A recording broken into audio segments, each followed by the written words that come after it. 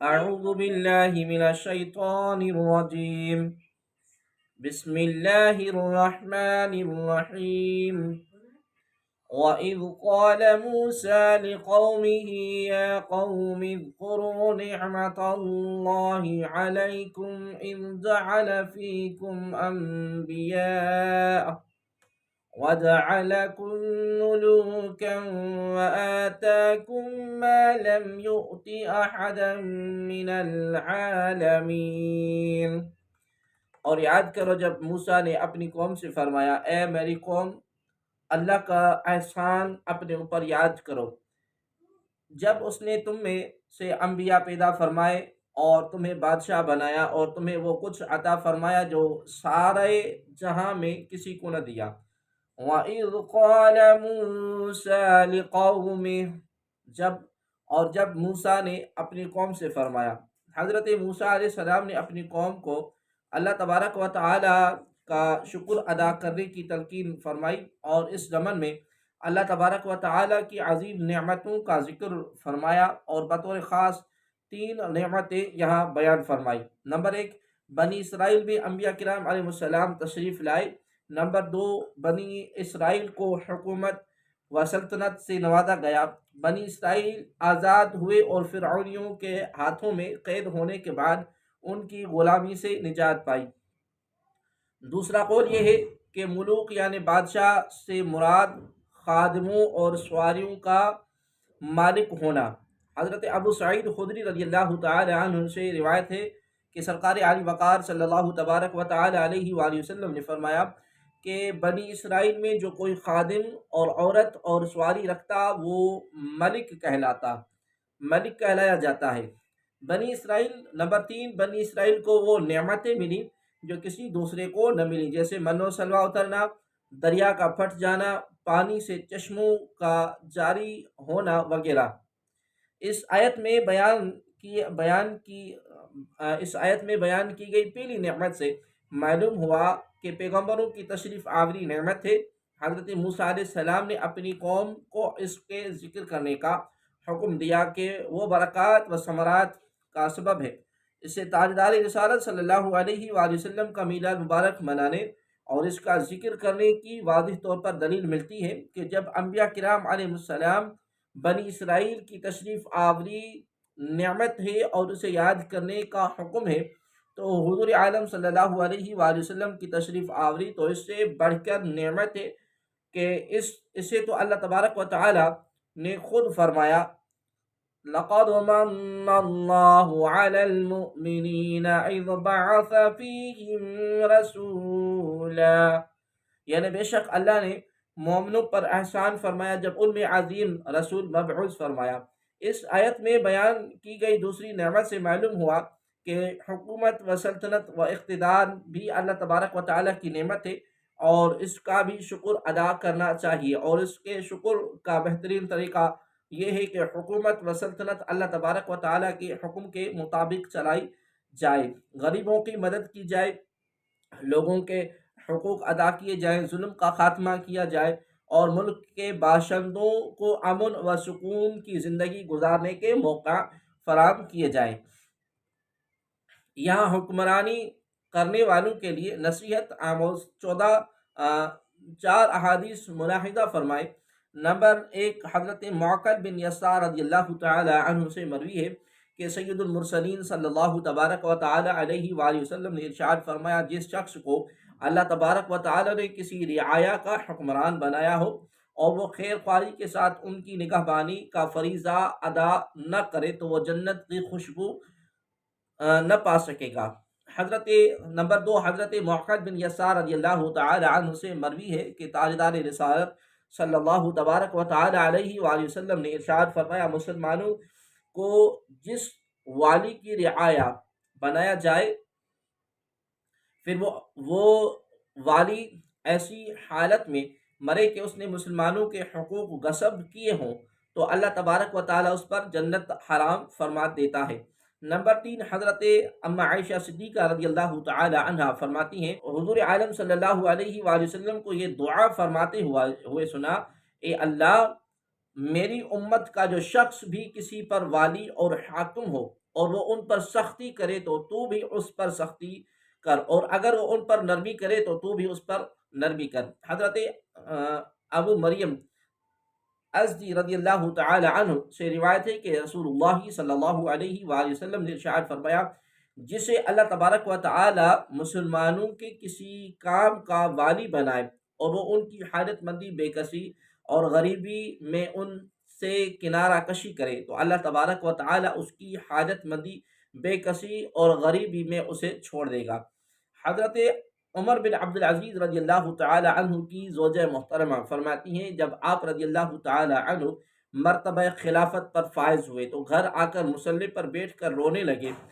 اور اتنا روئے کہ آپ کی داڑھی مبارک آنسوں سے تر ہو گئی۔ یہ دیکھ کر میں نے عرض کی کہ اے امیر المؤمنین رضی اللہ تعالی عنہ، آپ کیوں رو رہے ہیں؟ آپ رضی اللہ تعالی عنہ نے فرمایا، میری گردن پر تاجدار رسالت صلی اللہ علیہ وآلہ وسلم کی امت کا بوجھ ڈال دیا گیا ہے، اور جب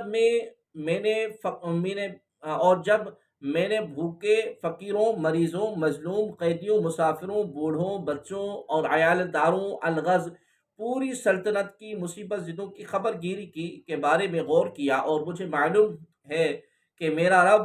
قیامت کے دن ان کے بارے میں مجھ سے باز پرس فرمائے گا، تو مجھے اس بات سے ڈر لگ رہا ہے کہ کہیں ایسا نہ ہو کہ مجھ سے ان کے بارے میں جواب نہ بن پڑے۔ بس اس بھاری ذمہ داری اور اس کے بارے میں باز پرسی کی فکر کی وجہ سے میں رو رہا ہوں۔ يا قوم ادخلوا الأرض المقدسة التي كتب الله لكم ولا ترتدوا على أدباركم فتنقلبوا خاسرين۔ موسیٰ نے فرمایا، اے میری قوم، پاک سرزمین میں داخل ہو جاؤ، اللہ تبارک و تعالی نے تمہارے لیے لکھ دی ہے، اور اپنے پیٹھ پیچھے نہ پھرو کہ تم نقصان اٹھاتے ہوئے پلٹو گے۔ یا قوم، اے میری قوم، حضرت سیدنا موسیٰ علیہ السلام نے اپنی قوم کو اللہ تبارک و تعالی کی نعمتیں یاد دلانے کے بعد ان کو اپنے دشمنوں پر جہاد کے لیے نکلنے کا حکم دیا، اور فرمایا کہ اے قوم، مقدس سرزمین میں داخل ہو جاؤ۔ اس زمین کو مقدس اس لیے کہا گیا کہ وہ انبیاء کرام علیہ السلام کے مسکن یعنی رہائش گاہ تھی۔ اس سے معلوم ہوا کہ انبیاء کرام علیہ السلام کی سکونت سے زمینوں کو بھی شرف حاصل ہوتا ہے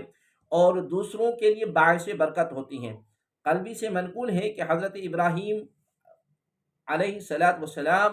کوہ لبنان پر چڑھے تو آپ علیہ السلام سے کہا گیا، دیکھیے جہاں تک آپ علیہ السلام کی نظر پہنچے وہ جگہ مقدس ہے، اور آپ علیہ السلام کی اولاد میراث ہے۔ یہ سرزمین طور اور اس کے گرد و پیش کی تھی، اور ایک اور یہ ہے کہ یہ تمام ملک شام اس میں داخل ہے۔ قالوا يا موسى إن فيها قوما جبارين وإنا لن ندخلها حتى يخرجوا منها فإن يخرجوا منها فإنا داخلون۔ قوم نے کہا کہ اے موسیٰ، اس سرزمین میں تو بڑے زبردست لوگ ہیں، اور ہم اس میں ہرگز داخل نہ ہوں گے جب تک وہ وہاں سے نکل نہ جائیں۔ اگر وہ وہاں سے نکل جائیں تو ہم شہر میں داخل ہوں گے۔ ان فیہا قوما جبارین، بے شک اس میں تو بڑے زبردست لوگ ہیں۔ حضرت موسیٰ علیہ السلام نے بنی اسرائیل کو شہر میں داخلے کا حکم دیا تو قوم نے بزدلی کا مظاہرہ شروع کر دیا۔ اس آیت میں اور اس کے بعد کی آیت میں اس کا بیان ہے۔ قال رجلان من الذين يخافون أنعم الله عليهم ادخلوا عليهم الباب فإذا دخلتموه فإنكم غالبون وعلى الله فتوكلوا إن كنتم مؤمنين۔ اللہ سے ڈرنے والوں میں سے وہ دو مرد جن پر اللہ تبارک و تعالی نے احسان کیا تھا، انہوں نے کہا شہر کے دروازے سے ان پر داخل ہو جاؤ، تو جب تم دروازے میں داخل ہو جاؤ گے تو تم ہی غالب ہوگے، اور اگر تم ایمان والے ہو تو اللہ تبارک و تعالیٰ پر ہی اللہ تبارک و تعالیٰ ہی پر بھروسہ کرو۔ قال رجلان، دو آدمیوں نے کہا، بنی اسرائیل نے بزدلی دکھائی تھی، مگر دو حضرات غالب بن یوقنا اور یوشع بن نون رضی اللہ تعالی عنہما نے جرت مندی کا مظاہرہ کیا۔ یہ دونوں حضرات ان سرداروں سے تھے جنہیں حضرت موسیٰ علیہ السلام نے جبارین قوم کا حال دریافت کرنے کے لیے بھیجا تھا، اور انہوں نے حالات معلوم کرنے کے بعد حضرت موسیٰ علیہ السلام کے فرمان کے مطابق جبارین کا حال صرف حضرت موسیٰ علیہ السلام سے عرض کیا تھا اور دوسروں کو نہ بتایا تھا۔ ان دونوں حضرات نے قوم کو جوش دلانے کے لیے فرمایا کہ اے لوگو، شہر کے دروازے سے ان جبارین پر داخل ہو جاؤ، اگر تم ہمت کر کے دروازے میں داخل ہو جاؤ تو تم ہی غالب ہوگے، اور اگر تم ایمان والے ہو تو اللہ تبارک و تعالیٰ ہی پر بھروسہ کرو، کیونکہ اللہ تبارک و تعالیٰ نے مدد کا وعدہ کیا ہے اور اس کا وعدہ ضرور پورا ہونا ہے۔ تم جبارین کے بڑے بڑے جسموں سے خوف نہ کھاؤ، ہم نے انہیں دیکھا ہے کہ ان کے جسم بڑے ہیں اور دل کمزور ہیں۔ اور ان دونوں نے جب یہ کہا تو بنی اسرائیل بہت برہم ہوئے اور بجائے جوش میں آنے کے الٹا انہی کے خلاف ہو گئے، اور انہوں نے چاہا کہ ان پر پتھر برسا دے۔ قالوا يا موسى إنا لن ندخلها أبدا ما داموا فيها فاذهب أنت وربك فقاتلا إنا هاهنا قاعدون۔ پھر قوم نے کہا کہ اے موسیٰ، بے شک ہم تو وہاں ہرگز کبھی نہیں جائیں گے جب تک وہ وہاں ہیں، تو آپ اور آپ کا رب دونوں جاؤ اور لڑو، ہم تو یہیں بیٹھے ہوئے ہیں۔ اِنَّا لَن نَدْخُلَهَا أَبَدًا، بے شک ہم تو وہاں ہرگز کبھی نہیں جائیں گے۔ بنی اسرائیل نے حضرت موسیٰ علیہ السلام کے ساتھ جہاد میں جانے سے صاف انکار کر دیا۔ اس سے معلوم ہوا کہ رسول اکرم صلی اللہ علیہ وآلہ وسلم کے صحابہ کرام رضی اللہ تعالی عنہم حضرت موسیٰ علیہ السلام کے ساتھ والوں سے کہیں افضل ہیں، کیونکہ ان حضرات نے کسی سخت موقع پر حضور عالم صلی اللہ علیہ وسلم کے ساتھ نہیں چھوڑا اور ایسا روکھا جواب نہ دیا، بلکہ اپنا سب کچھ حضور عالم صلی اللہ علیہ وآلہ وسلم پر قربان کر دیا۔ جیسے حضور صلی اللہ علیہ وسلم تمام نبیوں کے سردار ہیں، ایسے ہی حضور عالم صلی اللہ علیہ وآلہ وسلم کے صحابہ کرام رضی اللہ تعالی عنہم تمام نبیوں کے صحابہ کے سردار ہیں۔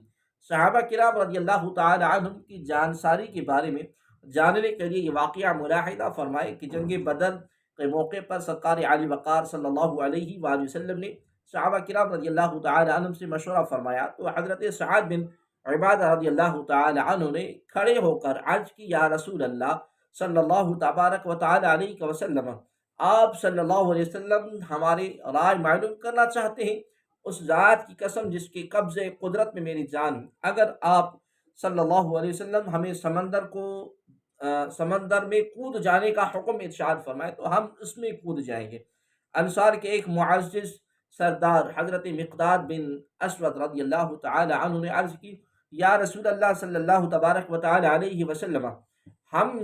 حضرت موسیٰ علیہ السلام کی قوم کی طرح یہ نہیں کہیں گے کہ آپ علیہ السلام اور آپ کا خدا عز و جل جا کر لڑیں، بلکہ ہم لوگ آپ صلی اللہ علیہ وسلم کے دائیں سے بائیں سے آگے سے پیچھے سے لڑیں گے۔ یہ سن کر رسول اعظم صلی اللہ علیہ وسلم کا چہرہ انور خوشی سے چمک اٹھا۔ قال ربی انی لا املک الا نفسی واخی فافرق بیننا وبین القوم الفاسقین۔ موسیٰ نے عرض کی، اے میرے رب، مجھے صرف اپنی جان اور اپنے بھائی کا اختیار ہے، تو ہمارے اور نافرمان قوم کے درمیان جدائی ڈال دے۔ قال ربی، موسیٰ نے عرض کی، اے میرے رب، حضرت موسیٰ علیہ السلام نے اپنی قوم کے جواب سے غم زدہ ہو کر اللہ تبارک و تعالیٰ کی بارگاہ میں عرض کی، مولا مجھے صرف اپنی جان اور اپنے بھائی ہارون کا اختیار ہے، تو ہمارے اور نافرمان قوم کے درمیان جدائی ڈال دے اور ہمیں ان کی صحبت اور قرب سے بچا، اور یہ کہ ہمارے اور ان کے درمیان فیصلہ فرما دے۔ اس آیت سے تین مسئلے معلوم ہوئے کہ بروس علیحدگی اچھی چیز ہے جس کی حضرت موسیٰ علیہ السلام نے دعا مانگی۔ نمبر دو، بروں کی برائی سے نیک بھی بعض اوقات مشقت میں پڑ جاتے ہیں، جیسے کہ ان نافرمانوں کی وجہ سے حضرت موسیٰ علیہ السلام کو بھی مقام تیہ میں قیام فرمانا پڑا، اگرچہ اللہ تبارک و تعالیٰ نے آپ علیہ السلام کے لیے سہولت میسر فرما دی تھی۔ نمبر تین، اچھوں کی صحبت سے برے بھی فیض حاصل کر لیتے ہیں، چنانچہ حضرت موسیٰ علیہ السلام کی برکت سے بنی اسرائیل کو مقام تیہ میں من و سلوہ ملا، پھر پتھر سے پانی کے 12 چشمے ملے اور لباس عطا ہوا جو اتنے عرصے تک نہ گلا نہ میلا ہوا۔ قال فإنها محرمة عليه 40 سنة يتيحون في الأرض فلا تأس على القوم الفاسقين۔ اللہ نے فرمایا بس 40 سال تک وہ زمین پر حرام ہے، یہ زمین میں بھٹکتے پھریں گے، تو اے موسیٰ تم اس نافرمان قوم پر اب شردا نہ ہو۔ فإنها محرمة عليهم 40 سنة، پس 40 سال تک وہ 40 سال تک زمین ان پر حرام ہے۔ بنی اسرائیل کی بزدلی اور حضرت موسیٰ علیہ السلام کے حکم پر عمل نہ کرنے کی سزا بنی اسرائیل کو یہ ملی کہ ان پر مقدس سرزمین 40 سال تک کے لیے حرام کر دی گئی، یعنی بنی اسرائیل اب مقدس سرزمین میں نہ داخل ہو سکیں گے۔ وہ زمین جس میں لوگ بھٹکتے پھرے تقریباً 27 میل تھی، اور قوم کئی لاکھ افراد پر مشتمل تھی۔ وہ سب اپنے سامان لیے تمام دن چلتے تھے، جب شام ہوتی تو اپنے کو وہیں پاتے جہاں چلے تھے۔ یہ ان پر سزا تھی سوائے حضرت موسیٰ، حضرت ہارون، حضرت یوشع اور حضرت کالب علیہ السلام کے کہ ان پر اللہ تبارک و تعالی نے آسانی فرمائی اور ان کی مدد فرمائی، جیسا کہ حضرت ابراہیم علیہ السلام کے لیے آگ کو سرد اور سلامتی والا بنایا، اور اتنی بڑی جماعت عظیمہ کا اتنے چھوٹے حصے زمین میں 40 برس آوارہ حیران پھرنا اور کسی کا وہاں سے نکل نہ سکنا خلاف عادت میں سے ہے۔ جب بنی اسرائیل نے اس جنگل میں حضرت موسیٰ علیہ السلام سے کھانے پینے وغیرہ ضروریات اور تکالیف کی شکایت کی، تو اللہ تبارک و تعالی نے حضرت موسیٰ علیہ السلام کی دعا سے ان کو آسمانی غذا من و سلوہ عطا فرمایا، اور لباس خود ان کے بدن پر پیدا کیا جو جسم کے ساتھ بڑھتا تھا، اور ایک سفید پتھر کوہ طور کا عنایت کیا۔ جب رختے سفر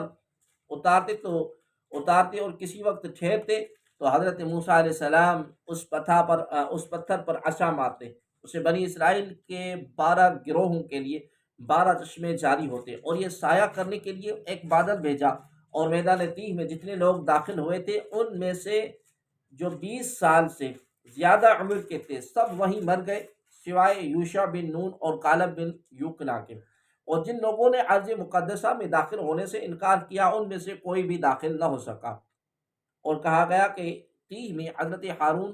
حضرت موسیٰ علیہ السلام کی وفات ہوئی۔ حضرت موسیٰ علیہ السلام کی وفات سے 40 برس بعد حضرت یوشع علیہ السلام کو نبوت عطا کی گئی اور جبارین پر جہاد کا حکم دیا گیا۔ آپ علیہ السلام باقی ماندہ بنی اسرائیل کو ساتھ لے کر گئے اور جبارین پر جہاد کیا۔